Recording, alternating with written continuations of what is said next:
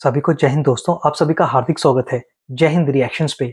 आशा करता हूं कि आप सभी लोग बहुत अच्छे होंगे। तो दोस्तों, आज की लेटेस्ट और दमदार वीडियो में आप देखेंगे कि हमारा जो पड़ोसी मुल्क है पाकिस्तान, जो बना ही झूठ की बुनियाद पे है, और वहां पे जितने भी लोग रहते हैं सबके सब कन्वर्टेड हैं। यानी कि उनका धर्म तो कुछ और था, पर अब वो जिस मजहब को मानते हैं उसमें उनका ये कहना है कि जो रमजान का महीना है उसमें वो किसी के ऊपर हमला नहीं करते, बड़ा शांति का प्रतीक महीना है।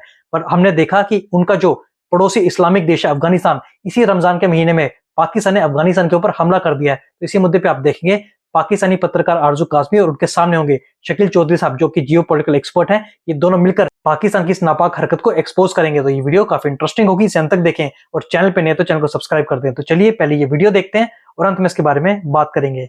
जय हिंद, जय भारत। सर, पाकिस्तान का हर पड़ोसी हमसे नाराज क्यों रहता है? अभी आपने देखा कि रिसेंटली जो हमने अफगानिस्तान के ऊपर अटैक किया, उसके ऊपर भी कई तरह की बातें की जा रही हैं। बल्कि मौलाना फजलुर रहमान ने तो यहाँ तक कहा कि अगर पाकिस्तान ये समझता है कि अफगानिस्तान से टेररिज्म आ रही है और हमारा अटैक करना सही है, तो फिर ऐसे तो भारत भी सही करता है, क्योंकि भारत भी यही कहता है कि हमारे यहाँ कि उनके यहाँ यानी टेररिज्म हो रही है पाकिस्तान साइड से।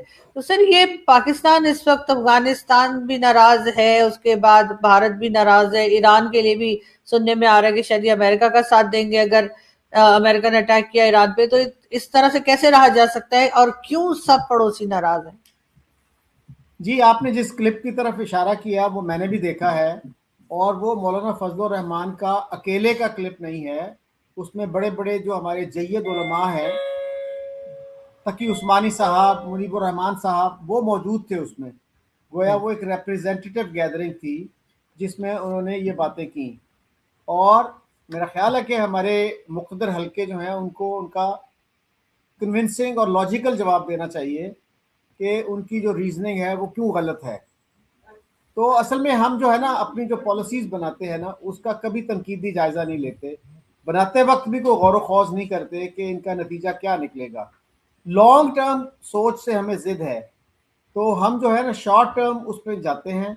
जिस तरह कारगिल का ऑपरेशन था, उसमें हमने शॉर्ट टर्म तो देखा, बहुत लोग कहते हैं जी शॉर्ट टर्म में बड़ा स्ट्रेटेजिक वो था, बड़ा ब्रिलियंट प्लान था, लेकिन स्ट्रेटेजिक टर्म्स में इट वाज अ डिजास्टर।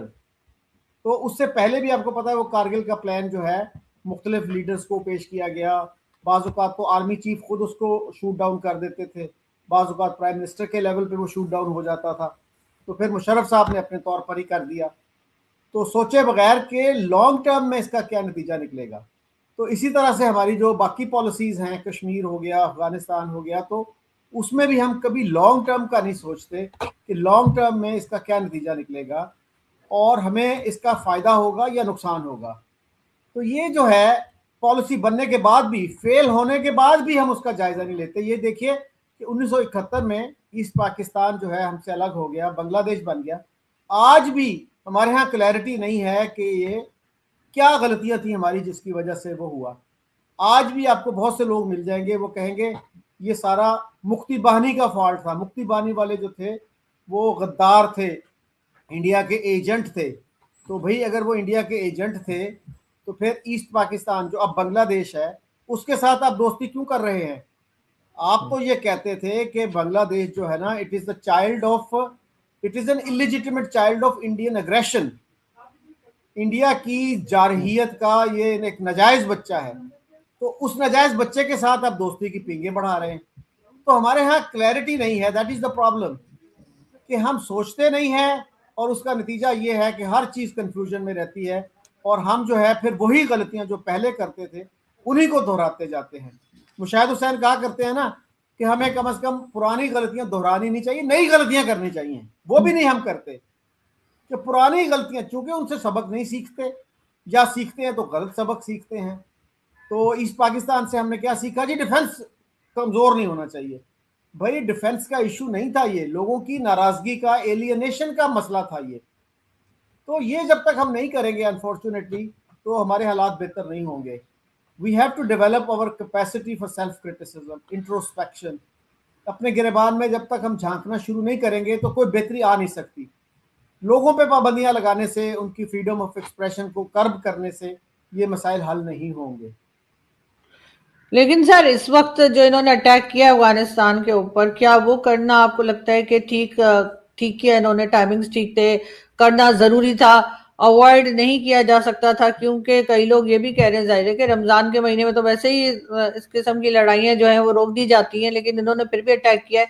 अब जवाबी जाहिर है कि वहां से भी जवाब आएगा, वो चुप तो बैठेंगे नहीं अफगानिस्तान के लोग, तो फिर जाहिर है कि ज्यादा मुश्किल है। अभी मैं एक क्लिप, बल्कि मैंने सुबह उसके ऊपर एक वीडियो भी बना के लगाई है कमर चीमा साहब का। उनका कहना है कि हम अटैक करेंगे वहां पे कंधार को, और कई उन्होंने एक दो सिटीज के नाम लिए, उनको तबाह कर देंगे, वहां की गवर्नमेंट को तबाह कर देंगे, पाकिस्तान अटैक करेगा, पाकिस्तान वहां पे बम भी फेंकेगा, क्या कुछ करेगा, हम न्यूक्लियर पावर हैं, हम 24 करोड़ लोग हैं। तो सर इस किस्म की बातें करने का क्या मतलब है? ऐसे तो फिर भारत, मैंने अपने वीडियो में भी कहा, फिर भारत भी यही कह सकता है कि वो भी न्यूक्लियर पावर है, उनके यहाँ भी टेररिज्म हो रही है, तो क्या वो भी पाकिस्तान के लाहौर कराची इस्लामाबाद उड़ा दें? मतलब ये वाली जो सोच पाकिस्तानियों में आ रही है, आपके ख्याल से क्या वो सही है? मेरा नहीं ख्याल कि ये सोच दुरुस्त है। और देखिए, अगर अफगानिस्तान भी न्यूक्लियर पावर होता, जैसे हमारे यहाँ बहुत से लोग कहते हैं जी हर मुल्क का ये हक है, वो अगर न्यूक्लियर पावर बनना चाहता तो बन जाए, तो क्या अगर अफगानिस्तान न्यूक्लियर पावर होता तो पाकिस्तान इस तरह का एक्शन ले सकता था? अगर अफगानिस्तान के पास भी एयरफोर्स होती तो क्या वो इसी तरह से उसको बर्दाश्त कर लेते, या वो भी जवाबी हमला करते? तो ये जो टिट फॉर टैट है, मेरे ख्याल में ये तो मसले का हल नहीं है। वही मैं कहूंगा, रूट कॉज इसका वही है कि हम सोच समझ के पॉलिसीज नहीं बनाते। अब ये देखिए ना, 9/11 के बाद क्या था? अफगानिस्तान में हामिद करजई की गवर्नमेंट थी। Hamid Karzai was a progressive person. उसके बाद उससे हमें शिकायतें पैदा होगी। पहले बड़ा अच्छा था वो, फिर क्या हुआ? वो नहीं जी नहीं, वो बंदा जो है ये तो इंडिया का एजेंट है जी। फिर अशरफ गनी आए, शुरू शुरू में हमने बड़ी तारीफें की, हामिद करजई गलत था, ये अशरफ गनी बड़ा अच्छा आदमी है। लेकिन साल डेढ़ साल में वो भी हमारी जो है ना सोच बदल गई, नहीं नहीं नहीं ये भी वही कुछ है। फिर आपको याद होगा कि हमारे यहाँ ये प्रोपेगेंडा होता था कि जी अफगानिस्तान में इंडिया के 9 से गिनती शुरू हुई थी, 9 कॉन्सुलेट्स हैं, कौंसल खाने हैं। और वो लास्ट टाइम जब मैंने काउंट किया, एक साहब ने, नई बात अखबार है एक लाहौर का, उसमें लिखा कि 65 कौंसल खाने हैं। इमेजिन करें, यानी जरा सी रिसर्च करने के लिए भी हमारे सीनियर्स, इतने जो जगादरी किस्म के सहाफ़ी हैं, वो तैयार नहीं है। आज के दौर में 2 मिनट में, 3 मिनट में आप ये पता चला सकते हैं कि किस मुल्क के किस मुल्क में कितने कौंसल खाने हैं। तो ये भी रिसर्च करने के लिए हमारे लोग तैयार नहीं थे। बड़े बड़े टीवी पे मैंने देखा, एक साहब जो हैं वो जावेद अख्तर, जो इंडियन लिरिसिस्ट हैं, शायर हैं, उनका इंटरव्यू कर रहे थे और उनको बार बार ये कह रहे थे, अच्छा जी अगर इंडिया के इंटेंशंस ठीक हैं तो 14 कौंसल खाने आपके क्यों हैं अफगानिस्तान में? उसने कहा यार ये मेरा फील्ड नहीं है, आप हमारी मिनिस्ट्री ऑफ एक्सटर्नल अफेयर्स से पूछ लें, वो आपको जवाब देंगे। लेकिन उनका यही इसरार नहीं, आप बताएं। तो भाई अगर आप खुद रिसर्च कर लेते 2-3 मिनट की, तो आपको पता चलता कि अफगानिस्तान में इंडिया के 4 कौंसल खाने थे और 4 ही पाकिस्तान के थे। 2 साउथ में हैं, 2 शुमाल में हैं, नॉर्थ और साउथ में, और हमने 65 तक गिनती पहुंचा दी। तो ये तो हमारा होमवर्क है। हमारे जो जो लोग, जिनको अकल देनी चाहिए, लोगों को समझाना चाहिए, कोई सेंसिबल बात, कोई कोई कोई अकल की बात समझानी, वो भी इस तरह के प्रोपेगेंडे का हिस्सा बन जाते हैं। बल्कि एक दफा मुझे किसी ने बताया, किसी नॉलेजेबल बंदे ने, कि हमारा एक डेलीगेशन गया हुआ था, गालिबन प्राइम मिनिस्टर गए हुए थे, तो हामिद करजई जो हैं वो उस वक्त प्रेसिडेंट थे अफगानिस्तान के। तो एक जर्नलिस्ट ने जो है वहां पूछा हामिद करजई से कि इंडिया के इतने कौंसल खाने क्यों हैं अफगानिस्तान में? तो उस पर जो है ना, उन्होंने पाकिस्तानी जो एम्बेसडर थे मोहम्मद सादिक, उनकी तरफ इशारा किया कि मैं चाहूंगा एम्बेसडर सादिक साहब जो है ना वो इसका जवाब दें। तो सादिक साहब को कहना पड़ा कि भाई ये जो है ना दुरुस्त नहीं है, इंडिया के 4 ही कौंसल खाने हैं और हमारे भी 4 हैं। लेकिन इसके बावजूद हमारा वो प्रोपेगेंडा जो है ना वो जारी रहा। इवन एक और हमारे एक लेफ्टिनेंट जनरल है जो नवाए वक्त में कालम लिखा करते थे, स्टील मिल के वो चेयरमैन भी रहे, कयूम साहब, फिर सेनेटर भी हो गए, और उनके बारे में कहा जाता है कि वो इल्म का समंदर है। उन्होंने नवाए वक्त में लिखा कि जी दर्जनों कौंसल खाने हैं अफगानिस्तान में, just along the line, the border between Pakistan and India. यानी दर्जनों कौंसल खाने उन्होंने सिर्फ पाक अफगान बॉर्डर के करीब करीब बता दिए। मैंने उनका इंटरव्यू किया एक एफएम स्टेशन के लिए, तो मैंने उनसे ये क्वेश्चन किया, मैंने कहा सर मैंने तो चंद मिनट की रिसर्च की और मुझे पता चला कि 4 कौंसल खाने हैं इंडिया के अफगानिस्तान में। कहते हैं आपकी बात दुरुस्त है, जो प्रॉपर कौंसल खाने हैं ना वो 4 ही हैं, लेकिन उनके सैटेलाइट कौंसलेट्स बहुत ज़्यादा हैं। अब सैटेलाइट कौंसलेट की टर्म मैंने तो पहली दफ़ा उनसे सुनी, और कहीं इंटरनेशनल रिलेशंस में कहीं ये टर्म यूज़ नहीं होती। तो हम इस तरह की नई टर्म्स भी बना लेते हैं। तो whatever suits our propaganda, whatever suits our convenience, we invent those things. तो ये जो है ना मसला हमारा इसी वजह से हुआ कि हमने अफगानिस्तान पे जो अपनी पॉलिसी बनाई सोच समझ कर नहीं बनाई। ये नहीं सोचा कि इसके लॉन्ग टर्म कॉन्सिक्वेंसेस क्या होंगे, और उसका नतीजा हम भुगत रहे हैं।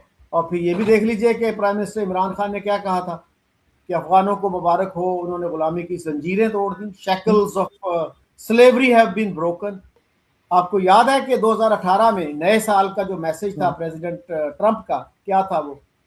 That is a terrible actually message. इतना स्ट्रांगली वर्डेड मैसेज था कि पाकिस्तान जो है हमारे साथ धोखा करता रहा है, और गालबन $33 बिलियन का उन्होंने फिगर कोट किया था कि हमसे उन्होंने हमें we foolishly gave Pakistan $33 billion and what they gave us lies and deceit. इस तरह की लैंग्वेज उन्होंने यूज़ की कि हमारे साथ धोखा दिया, झूठ बोले हमारे साथ। तो ये जो चीज़ें हैं ये हमें सोचना चाहिए कि इंटरनेशनल कम्युनिटी में हमारी रेपुटेशन को किस तरह से अफेक्ट कर रही हैं। तो सोच समझ के पॉलिसीज बनानी चाहिए। पढ़े लिखे लोग जो हैं, जो एक्सपर्ट्स हैं, उनकी राय को पेश नज़र रखा जाए, उनकी ओपिनियंस ली जाए, और अगर कहीं गलती नज़र आती है तो उसकी इस्लाह कर लो। एरोगेंस जो है, arrogance does not solve any problem. अब ये जो मसाइल हैं हमारे साथ, तो क्यों हम उनके साथ बातचीत से हल नहीं कर सकते थे? कोई और तरीका क्यों नहीं निकाल सकते थे? और इसी तरह से इंडिया के साथ क्यों हम मसाइल को हल नहीं कर सकते? तो अगर आप एक कमेटी बना लें, मतलब एमिनेंट इंडियंस की, पाकिस्तानियों की, अनऑफिशियल लेवल पे बना लें, उनसे कहें 100 पाकिस्तानी हो, 100 इंडियन हो उसमें, या 50 Indian 50 Pakistani, people of good will, people of good repute, sensible लोग, बैलेंस लोग, उनको एक इख्तियार दे दें कि भाई आप बता दो कि हम क्या करें, किस तरह से हमारे ताल्लुकात बेहतर हो सकते हैं। एज अ फर्स्ट स्टेप मेरा ख्याल है हमारे मीडिया को, दोनों मुल्कों के मीडिया को जो है थोड़ा मॉडरेट करना चाहिए। जो लफाजी है, जो रेटरिक है, उसको थोड़ा रैचेट डाउन करें, उसको नीचे लाएं, तो हालात बेहतर हो सकते हैं। तो उसके लिए ओपन माइंड जो है ना, वो मेरे ख्याल में ज़रूरी है, चाहे अफगानिस्तान हो, चाहे इंडिया हो, चाहे कोई और मुल्क हो। Unfortunately we are not ready to look at other options, कि इसके अलावा जो है ये यूज ऑफ फोर्स जो है, इसके अलावा भी कोई ऑप्शन हो सकता है।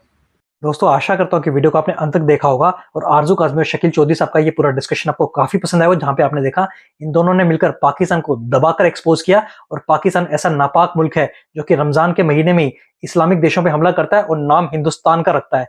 बाकी आशा करता हूँ कि वीडियो को आपने अंत तक देखा होगा। वीडियो अगर आपको पसंद आई तो इसे लाइक और शेयर जरूर करें, और अपने विचार हमें कमेंट सेक्शन में लिखकर जरूर बताएं। एक बार फिर चैनल पे नहीं है तो चैनल को सब्सक्राइब कर दे। तो चलिए फिर मिलेंगे ऐसी किसी इंटरेस्टिंग और दमदार डिबेट में। तब तक अपना ध्यान रखिए। जय हिंद, जय भारत।